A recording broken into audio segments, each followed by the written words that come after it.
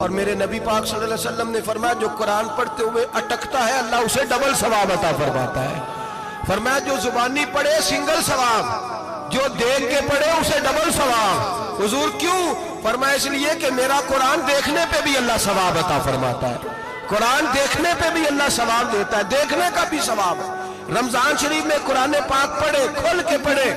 اور میرے بھائی اگر تیرا بچہ پڑھے، اگر تیری بیٹی پڑھے، کائنات کا خوش نصیب باپ وہ ہے کہ بیٹا قرآن پڑھے، چاہے ناظرہ ہی پڑھے، جس کی بیٹی پڑھے۔ زندگی میں انہیں اس کام پہ لگا جاؤ، مرنے کے بعد بھی پڑھیں گے۔ امام جلال الدین سیوطی شافعی رحمت اللہ علیہ فرماتے حضرت عیسیٰ قبر کے پاس سے گزرے، قبر پہ عذاب ہو رہا تھا، اللہ کا غضب برس رہا تھا، جناب عیسیٰ استغفار پڑھتے ڈرتے گزر گئے۔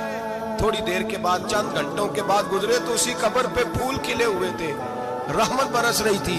حضرت عیسیٰ علیہ السلام عرض کرنے لگے مولا تو بے نیاز ہے، میری طاقت نہیں تیرے کاموں میں بولنے کی، پر ابھی تو یہاں عذاب ہو رہا تھا، ابھی رحمت برس رہی ہے۔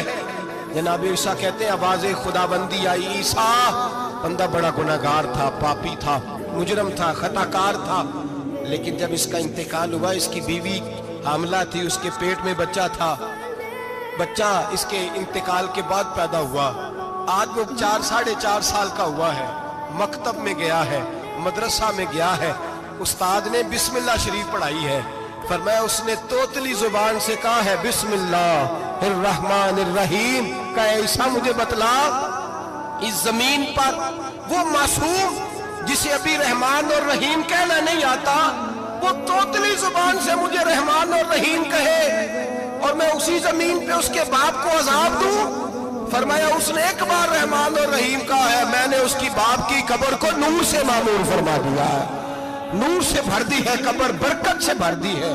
اللہ کرے میرے بیٹے بھی قرآن پڑھے، اللہ کرے میری بیٹیاں بھی قرآن پڑھے، اللہ کرے ہم سب کی اولادیں قرآن پاک پڑھے۔